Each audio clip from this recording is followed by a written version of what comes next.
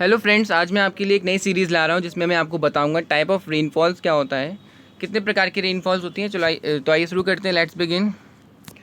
सबसे पहले ये समझते हैं दो लाइन में कि रेनफॉल क्या होता है, रेन क्या है। तो बहुत ही ईजी टॉपिक है rain. It is apparent that upward movement is the pre required condition for the cloud formation and rainfall. अगर कभी भी आपको रेन को एक्सप्लेन करना है तो सीधे सीधे ये होता है कि अगर हवा ऊपर उठेगी तो रेनफॉल होगा। तो रेनफॉल होने के लिए सबसे ज़्यादा जो प्री रिक्वायर्ड कंडीशन है, अपवर्ड मूवमेंट ऑफ एयर। हवा का ऊपर उठना बहुत ज़रूरी है। और जब हवा ऊपर उठेगी तो वो ठंडी होगी और उसकी रिलेटिव ह्यूमिडिटी बढ़ जाएगी। उसकी रिलेटिव ह्यूमिडिटी कितनी हो जाएगी? 100% हो जाएगी। और जब तक हवा ऊपर नहीं उठेगी तब तक कोई भी बारिश नहीं हो सकती। तो यही पहली लाइन में लिखा है, it is apparent that upward movement is pre required condition for the cloud formation and rainfall. ठीक है फ्रेंड्स, आइए आगे पढ़ते हैं और सेकंड पॉइंट देखते हैं। For rainfall it is necessary that moist air must ascent, saturated and condense. Simple सी बात है, ये बहुत ही ज़्यादा ज़रूरी है। जो मॉइस्ट एयर है उसका ऊपर उठना, सैचुरेटेड होना और फिर कंडेंस हो जाना। और उसकी रिलेटिव ह्यूमिडिटी जब 100% हो जाती है तभी हवा कंडेंस होती है, तभी बारिश होती है। ठीक है फ्रेंड्स, तो बहुत ही ये दो लाइन बहुत इंपॉर्टेंट है, इनको अच्छे से आप समझिएगा। आइए आगे बढ़ते हैं। अब देखते हैं कितने प्रकार के रेनफॉल होते हैं। तो बेसिकली 3 प्रकार के रेनफॉल होते हैं। आइए देखते हैं क्या लिखा है। Precipitation and rainfall classified on the condition condition and mechanism of upward movement of air. Precipitation and rainfall are classified on the basis of condition and mechanism of upward movement of air. हवा के ऊपर उठने का जो mechanism होता है उसी के आधार पर प्रेसिपिटेशन को क्लासिफाइड किया जाता है। ठीक है फ्रेंड्स, नेक्स्ट लाइन में क्या लिखा है? Precipitation and rainfall are classified on the 3 ways. 3 तरीके से हम प्रेसिपिटेशन को या रेनफॉल को डिवाइड कर सकते हैं। ये एक ही बात है, अब मैं बार बार दो नाम नहीं लूँगा, ये एक ही बात है। आप चाहे प्रेसिपिटेशन बोलिए चाहे रेनफॉल बोलिए, it is a same terms. तो आइए देखते हैं रेनफॉल क्या क्या होती है। First one is due to heating of ground surface the air being heated expand and rise upward in the form of convectional current. ये प्रोसेस बहुत ही ज़्यादा इंपॉर्टेंट है। किसके लिए? कन्वेक्शनल रेनफॉल के लिए। जब अर्थ सरफेस गर्म हो जाती है तो उसके ऊपर वाली जो एयर होती है वो भी गर्म हो जाती है। और जब एयर गर्म होगी तो वो हल्की हो जाएगी, उसके मॉलिक्यूल्स हल्के हो जाएंगे। तो वो हल्के मॉलिक्यूल, जो हल्की हवा होगी, वो ऊपर उठेगी और इसी को कन्वेक्शनल करंट बोलते हैं। और इसके द्वारा जो बारिश होती है उसे कन्वेक्शनल रेनफॉल बोलते हैं। ठीक है फ्रेंड, इसके लिए बहुत ज़्यादा ज़रूरी है कि जो ग्राउंड सरफेस है वो बहुत ज़्यादा गर्म हो जाए, वरना तभी हवा ऊपर उठेगी। अगर ग्राउंड सरफेस ज़्यादा गर्म नहीं होगा तो हवा नहीं ठंडी गर्म हो पाएगी ज़्यादा और ऊपर भी नहीं उठ पाएगी। Second one is ascents of air over an orographic barriers. It is इस लाइन में सबसे ज़्यादा इंपॉर्टेंट क्या, it is important point is orographic barrier. Orographic का मतलब समझना बहुत ज़रूरी है। अगर कहीं पे भी ओरोग्राफिक वर्ड यूज़ होता है तो इसका मतलब सीधे सीधे माउंटेन से रिलेटेड है। अगर हवा फ्लो हो रही है और उसके फ्लो होने की दिशा में कोई भी माउंटेन आता है या कोई भी बैरियर आ जाता है तो उसके वो एक साइड पे बारिश कर देगी। वो हवा उसके सहारे सारे ऊपर चढ़ेगी एक तरफ से और वो खूब वहाँ पे हैवी रेन करती है। इसी को बोलते हैं ओरोग्राफिक रेनफॉल। बिकॉज ऑफ, क्योंकि ये किसी ओरोग्राफिक बैरियर्स के कारण बारिश होती है। हवा के मार्ग में कोई आ जाता है, हवा के जिस दिशा में हवा फ्लो हो रही है उस दिशा में अगर कोई बैरियर आ गया, चाहे वो माउंटेन हो चाहे प्लेटियो कोई भी हो, तो वो बारिश वहाँ पे हो जाएगी और इसी को ओरोग्राफिक रेनफॉल बोलते हैं। And third one is upliftment of air associated with low pressure system known as cyclone और फ्रंटल एसेंट।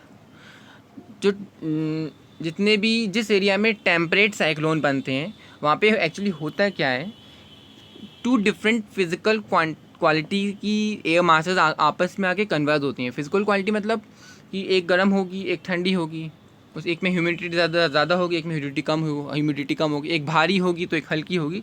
और जब वो आपस में कन्वर्ज होते हैं तो एक फ्रंट का डेवलपमेंट होता है और उस फ्रंट के सारे जो बारिश होती है उसी को फ्रंटल रेनफॉल कहते हैं। ठीक है फ्रेंड्स, तो आइए अब देखते हैं डिटेल में कन्वेक्शनल रेनफॉल क्या है। तो आइए देखते हैं कन्वेक्शनल रेनफॉल। कन्वेक्शनल रेनफॉल के लिए कुछ कंडीशंस नेसेसरीज हैं। Two conditions are necessaries for convectional precipitation. Then first one is abundant supply of moisture. Moisture की बहुत ही अधिक मात्रा में पूर्ति होना या मॉइस्चर की बहुत अधिक मात्रा में सप्लाई होना थ्रू किसके द्वारा, evaporation, through evaporation to the air so that relative humidity become higher. ये बात आप लोग हमेशा ध्यान रखना, जब तक रिलेटिव ह्यूमिडिटी हायर नहीं होगी तब तक रेनफॉल नहीं हो सकती. रिलेटिव ह्यूमिडिटी का 100% होना बहुत ज़रूरी है, और रिलेटिव ह्यूमिडिटी का 100% तभी होगी जब हवा ऊपर उठेगी बहुत तेज़ी से और बहुत ज़्यादा जल्दी से ठंडी होगी. क्योंकि रिलेटिव ह्यूमिडिटी और टेम्परेचर में इन्वर्स प्रोपोर्शन का रिलेशनशिप होता है. अगर टेम्परेचर कम होगा तो रिलेटिव ह्यूमिडिटी बहुत ज़्यादा होगी, और टेम्परेचर ज़्यादा होगा तो रिलेटिव ह्यूमिडिटी कम होगी. ये चीज़ ध्यान रखिएगा, क्योंकि हवा ऊपर उठने पर ठंडी होती है, टेम्परेचर कम हो जाता है. जब टेम्परेचर कम हो जाता है तो रिलेटिव ह्यूमिडिटी 100% हो जाती है. ठीक है फ्रेंड्स, ये प्रोसेस बहुत इंपॉर्टेंट है, इसको समझना बहुत ज़रूरी है.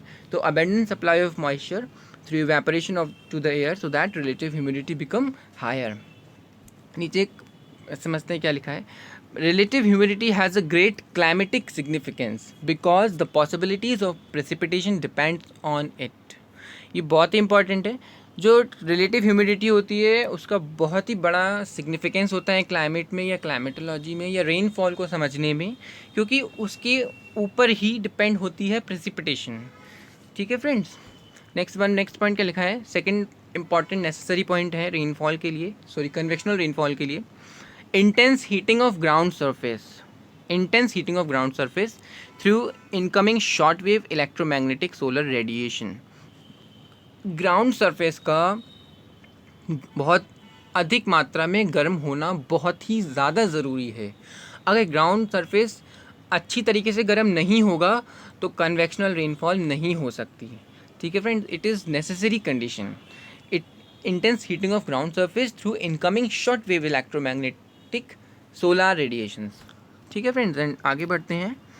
The ground surface is intensely heated due to enormous amount of heat receiving through a solar radiation during day time with the result. इसका क्या रिजल्ट होता है, जब हमारा जो ग्राउंड सरफेस होता है जब वो बहुत अधिक मात्रा में गर्म हो जाता है दिन के समय, तो उसका रिजल्ट क्या होता है. With the result the air coming in the contact with the warm ground surface also get heated, become warm, expand, ultimately rise up.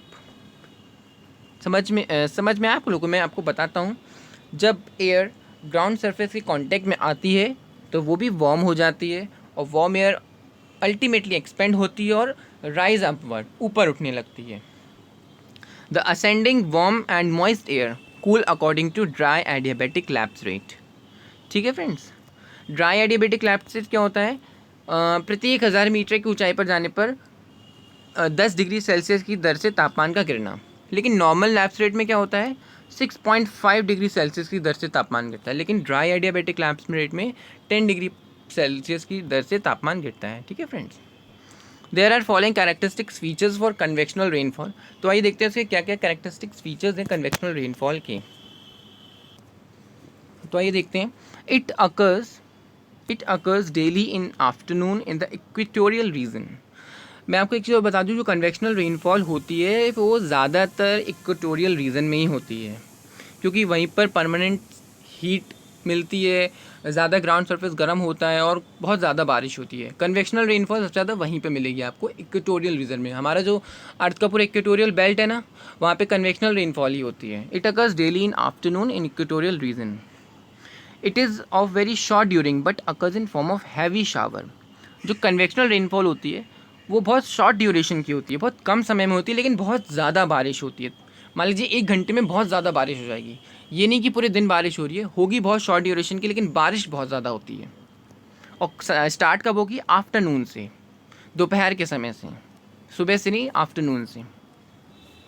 It occurs through thick dark and extensive cumulonimbus cloud. Cumulonimbus cloud, it is very important question. ये exam में पूछा जा चुका है कि convectional rainfall से में किस तरीके के क्लाउड्स फॉर्मेशन होता है, कौन से क्लाउड रिलेटेड है कन्वेक्शनल रेनफॉल से. तो सीधा इसका आंसर होता है क्यूमुलोनिम्बस क्लाउड ही, cumulonimbus cloud related to convectional rainfall. ठीक है फ्रेंड्स, अब आगे बढ़ते हैं. It is accompanied by clouds thundering and lightning. बारिश जो होती है उसमें बहुत ज़्यादा थंडरिंग एंड लाइटनिंग होगी, बिजली कड़के की बहुत आवाज़, गरज के साथ वर्षा होती है। Convectional rainfall support luxurious evergreen rain forest इन इक्वेटोरियल रीजन। ठीक है फ्रेंड्स, जो कन्वेक्शनल रेनफॉल है वो बहुत ज़्यादा सपोर्ट करते हैं एवरग्रीन रेन फॉरेस्ट को in equatorial region. Convectional rainfall is in hot desert is not regular but it's irregular in sudden. Convectional rainfall deserts में भी होती है लेकिन कोई रेगुलर नहीं होती। जिस तरीके से इक्वेटोरियल रीजन में रेगुलर रेन होती है, डेजर्ट में नहीं होगी। डेजर्ट में रेयरी बहुत कभी कभी अचानक से बारिश हो जाती है, कन्वेक्शनल रेनफॉल। ठीक है फ्रेंड्स, तो आइए आगे बढ़ते हैं। अब ये देखिए, ये वो एरिया है जहाँ पे कन्वेक्शनल रेनफॉल होती है, क्योंकि सबसे ज़्यादा सन यहाँ पे वर्टिकल होता है। सन वर्टिकल होता है तो बहुत ज़्यादा इस एरिया को हीट मिलती है, और हीट मिलने के कारण सबसे ज़्यादा एयर ऊपर उठती है, और ये ऊपर उठती है तो वो ठंडी होती है, कंडेंस होती है, बारिश होती है। सबसे ज़्यादा कन्वेक्शनल रेनफॉल यहीं पे होती है, और कन्वेक्शनल करेंट्स भी यहीं पर उठती हैं सबसे ज़्यादा। ठीक है फ्रेंड्स, आइए अब आगे देखते हैं सेकंड, दूसरी तरीके की रेनफॉल कौन सी है, तो उसको बोलते हैं orographic rainfall. Orographic rainfall, orographic का मीन्स मतलब कोई बैरियर, कोई हवा के मार्ग में कोई बैरियर है, कोई बाधा आ जाती है। ओरोग्राफिक का मीन्स पहाड़ पर्वत से रिलेटेड है, तो ओरोग्राफिक का मीन्स मतलब पर्वत ही है। ठीक है फ्रेंड्स, तो अब देखते हैं आगे। एक कुछ ब्रैकेट में एक पॉइंट में लिख रखा है, mean annual rainfall whole globe is 970, मतलब जो औसत वार्षिक वर्षा है पूरे विश्व की या पूरे ग्लोब की, तो वो 970 है। ठीक है फ्रेंड्स, आगे अब देखते हैं। उष्ण आर्द्र वायु के मार्ग में उच्च पर्वतों की स्थिति समकोण पर होनी चाहिए। ओरोग्राफिक रेनफॉल के लिए प्री रिक्वायर्ड कंडीशन है कि जिस दिशा में हवा बह रही है उसके समकोण पर ही माउंटेन्स या कोई बैरियर होना चाहिए। मान लीजिए अगर ऐसे बह रही है तो बैरियर्स इस तरीके से होने चाहिए। अगर हवा के जैसे ये हवा बह रही है और उसके साथ में ही बैरियर्स हैं, कभी भी बारिश नहीं हो सकती। तो आप ये चीज़ ध्यान रखना कि अगर ओरोग्राफिक रेनफॉल में जो माउंटेन्स की स्थिति, पर्वतों की स्थिति समकोण पर अगर नहीं होगी तो बारिश नहीं हो सकती, उनकी स्थिति समकोण पर होनी चाहिए। Next point is that the moisture laden air to rise along the mountain slopes and thus lifted air mass cool according to dry adiabatic lapse rate degrees of temperature at the rate of 10 degree per 1000 meter। ठीक है friend, जो moisture laden air होती है जब वो किसी mountains से टकराती है, फिर उसके स्लोप के द्वारा उस ऊपर लिफ्ट होती है और फिर ठंडी हो जाती है, और एडियाबैटिक क्लैप्स के द्वारा वो ठंडी होती है और फिर वहाँ पे कंडेंसेशन स्टार्ट होता है, बारिश होती है। यही ओरोग्राफिक रेनफॉल है। इसकी कुछ प्रॉपर्टीज़ मैं आपको बताता हूँ आगे, कि जिस तरफ से हवा ऊपर चढ़ती है उसे क्या बोलते हैं, जिस तरफ से वो नीचे उतरती है उसे क्या बोलते हैं, मैं आज सब आपको बताता हूँ अभी। The slope of mountain facing, the wind is called windward slope और ऑनवर्ड स्लोप। मतलब जिस डायरेक्शन से, जिस तरफ से हवा ऊपर चढ़ रही होती है उसे बोलेंगे विंडवर्ड स्लोप। तो ये कोई माउंटेन है, इसका ये जो एरिया है ये विंडवर्ड स्लोप है, ये विंडवर्ड स्लोप है। While and receive maximum precipitation, और जिस तरफ से हवा ऊपर चढ़ती है उस जगह पे बहुत अधिक मात्रा में बारिश होती है, बहुत ही अधिक मात्रा में बारिश होती है। While opposite side is called leeward slope और रेन शैडो रीजन। और जिस एरिया से हवा नीचे उतरती है उसे हम क्या बोलते हैं, लीवर्ड स्लोप। क्या बोलेंगे, लीवर्ड स्लोप। तो यह रेन शैडो रीजन। आगे बढ़ते हैं। The ascending air after crossing the mountain barriers descending along the leeward slope and thus is warm at the dry adiabatic clamp rate. जब कोई हवा किसी माउंटेन्स पे चढ़ रही होती है तो वो जिस तरीके से ड्राई एडियाबैटिक रेट से ठंडी होती है, और जब उस माउंटेन को वो पार कर लेती है तो वो ड्राई एडियाबैटिक दर से गर्म होने लगती है। और जब हवा गर्म होती है, जब तापमान बढ़ता है तो रिलेटिव ह्यूमिडिटी कम हो जाती है। तापमान घटने पर रिलेटिव ह्यूमिडिटी बहुत 100% हो जाती है, बढ़ने लगती है, तभी रेनफॉल होती है। और तापमान बढ़ेगा तो रिलेटिव ह्यूमिडिटी कम हो जाएगी और रेनफॉल नहीं होगी। इसीलिए जो लीवर्ड स्लोप होता है या रेन शैडो रीजन होता है, वहाँ पे बारिश कभी भी नहीं हो सकती, वहाँ बारिश बहुत कम होती है, वहाँ बारिश होती ही नहीं है। ठीक है फ्रेंड्स, आगे बढ़ते हैं। Most of the world precipitation occur through the orographic rainfall. विश्व में जितनी भी वर्षा होती है उसमें सबसे ज़्यादा प्रतिशत या सबसे ज़्यादा बारिश ओरोग्राफिक रेनफॉल ही होती है। कन्वेक्शनल रेनफॉल आपको ज़्यादातर इक्वेटोरियल रीजन में मिलेगी, लेकिन ओरोग्राफिक रेनफॉल ग्लोब में हर जगह होती है और सबसे ज़्यादा यही इसी तरीके की वर्षा होती है। अपने इंडिया में भी सबसे ज़्यादा ओरोग्राफिक रेनफॉल होती है। There should be mountain barriers, there should be mountain barriers हाँ sorry, the following conditions are necessary for occurring of rainfall orographic rainfall. मतलब कौन कौन सी कंडीशन नेसेसरी है ओरोग्राफिक रेनफॉल्स के लिए, आइए देखते हैं। There should be mountain barriers across the wind direction. If the mountain barriers are parallel to the wind direction the air is not obstructed and no rainfall occurs. मैंने अभी जो ऊपर बताया वही यहाँ कह रहे हैं कि अगर विंड के समकोण पे माउंटेन्स हैं तो बारिश होगी। अगर विंड ब्लो हो रही है और उसके पैरेलल में माउंटेन्स हैं तो बारिश नहीं होगी, उसके सहारे हवा निकल जाएगी। इसका बहुत अच्छा एग्जाम्पल है अपने इंडिया में अरावली माउंटेन्स। अरावली माउंटेन्स जो हैं वो जो हमारे मानसून विंड्स आती हैं वो उनके पैरेलल पड़ते हैं, तो वहाँ पे वो बारिश नहीं कर पाती, उसके पैरेलल निकल जाती हैं। अगर वो पैरेलल ना हो के उन हवाओं के समकोण पर होते तो वहाँ बहुत बारिश होती। इसका सीधा उदाहरण है अपने वेस्टर्न घाट्स। जो अपना इंडिया है और इसमें जो वेस्टर्न घाट है, जब हवा यहाँ से आती है तो ये टकरा के बहुत ज़्यादा बारिश करती है। तो ये जो साइड है ये विंडवर्ड स्लोप है, यहाँ बहुत ज़्यादा बारिश होती है। और ये जो रीज़न है ये रेन शैडो रीज़न है, यहाँ बारिश बहुत कम होती है। इधर यहाँ पे जो विदर्भ एक क्षेत्र पाया था, विदर्भ क्षेत्र, वो रेन शैडो रीज़न है। अभी बीच में वहाँ पे बहुत सारे किसानों ने आत्महत्या भी कर ली थी, यही कारण था, क्योंकि वो एक रेन शैडो रीज़न है, वहाँ बारिश बहुत ही ज़्यादा कम होती है। इसका ये रीज़न था। और जो राजस्थान में अरावलीज़ हैं वो इन हवाओं के पैरेलल हैं, इसलिए वहाँ पे बारिश नहीं होती। आइए आगे बढ़ते हैं। If the mountain are very close and parallel to the sea coast, if the mountain are very close and parallel to the sea coast, they become effective barriers, for example western Ghat in India। वही जो मैंने अभी समझाया आपको वही कह रहे हैं कि अगर कोई माउंटेन्स चेन या माउंटेन अगर सी कोस्ट के पैरेलल हैं तो वो बहुत ज़्यादा इफेक्टिव बैरियर्स होते हैं हवा के लिए, और बहुत अच्छी बारिश वहाँ पे प्राप्त होती है, मिलती है, हम लोग को बहुत अच्छी बारिश वहाँ पे मिलती है। देखिए दिस इज़ द एग्ज़ाम्पल, ये है एक माउंटेन और इसका ये जो एरिया है ये विंडवर्ड स्लोप है और ये लीवर्ड स्लोप है। हवा जब यहाँ से चढ़ी, कंडेंस हुई, बहुत ज़्यादा बारिश होती है इस जगह पे, बहुत ज़्यादा बारिश होती है। और जब हवा इधर से उतर के इस तरफ जाती है तो वो रेन शैडो रीजन होता है, और मतलब उसका जो हवा का जितना मॉइस्चर होता है वो वहाँ पे ख़त्म हो चुका होता है और वो एकदम ड्राई एयर होती है। जैसे कि रॉकीज़ माउंटेन पे चिनूक है, चिनूक की प्रॉपर्टी ऐसी है, वो एक तरफ उसका विंडवर्ड साइड स्लोप है तो इसका रेन शैडो रीजन है। और अपने इंडिया में वेस्टर्न घाट्स मानसून विंड भी इसी प्रॉपर्टीज़ के अकॉर्डिंग चलती हैं, वो एक तरफ बहुत ज़्यादा बारिश करती है तो एक तरफ बहुत कम बारिश होती है। ठीक है फ्रेंड्स, आइए आगे बढ़ते हैं। अब कुछ फैक्ट्स हैं जो हम देख लेते हैं ओरोग्राफिक रेनफॉल से related. The height of mountain also affected the form and amount of orographic rainfall. जो माउंटेन्स की हाइट होती है वो भी ओरोग्राफिक रेनफॉल को बहुत ज़्यादा इफेक्टिव करती है। अब देखते हैं कि इसका एक बहुत अच्छा लॉजिक है, आप समझिएगा।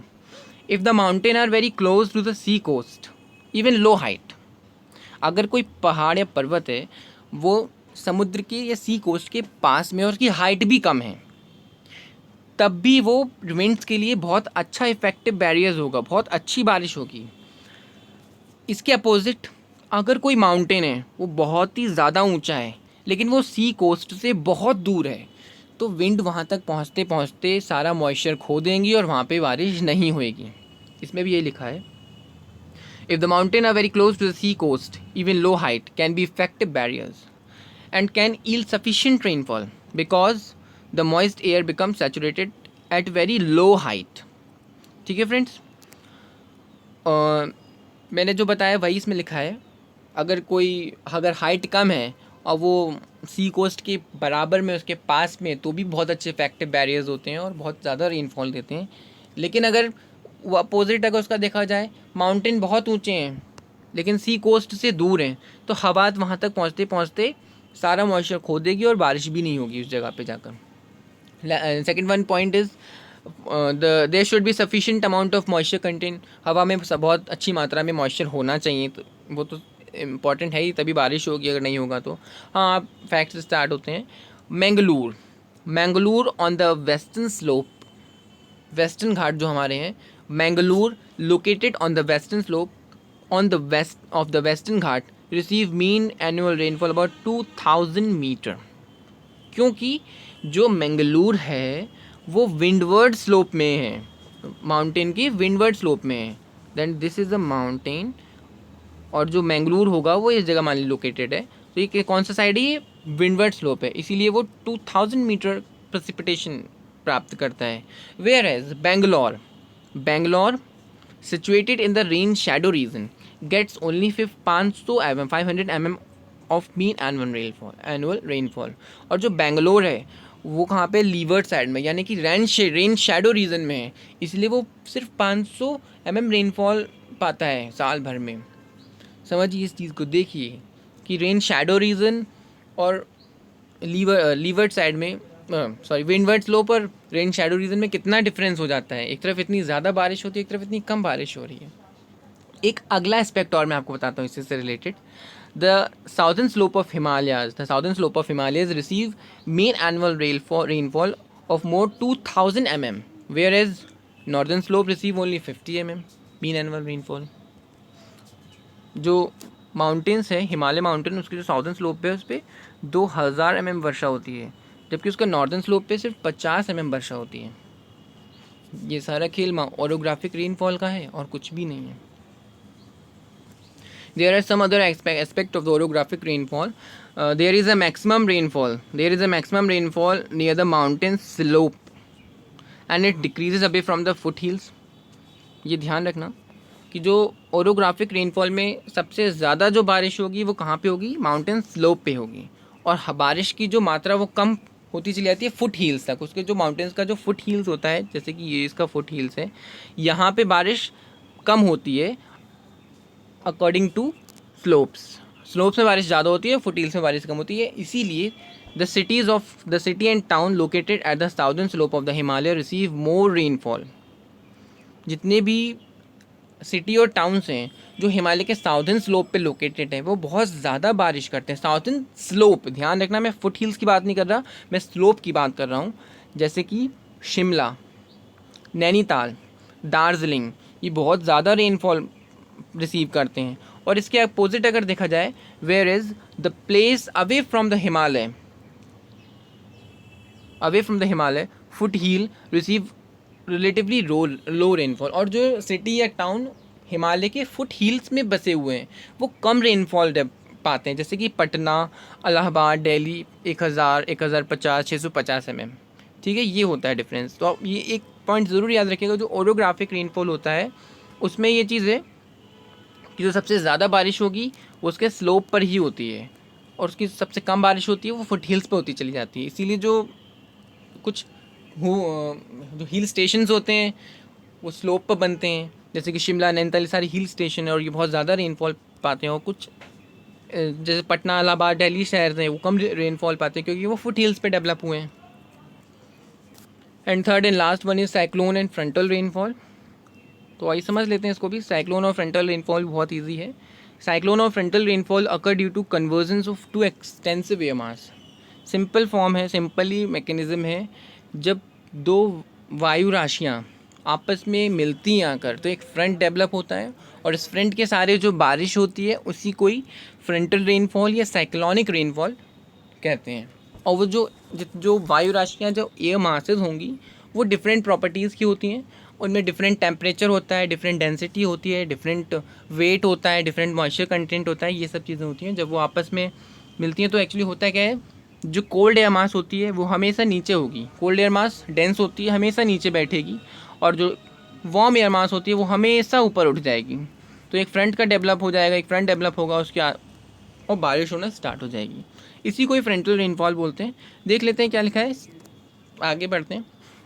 The mechanism of cyclonic precipitation is of two ways on the basis of two type of cyclone. सबको पता है, आप सबको मालूम होगा साइक्लोन टू टाइप्स के होते हैं। They one is temperate cyclone and tropical cyclone, there are two type of cyclone. तो पढ़ते हैं, rainfall associated with temperate cyclone occurs when two extensive air mass of different physical property converse. मैंने अभी बताया ना, जब two air masses different physical properties के आपस में कन्वर्स होती हैं तो एक फ्रंट का डेवलप होता है। When two air mass coming from opposite direction converse along a line, a front is form.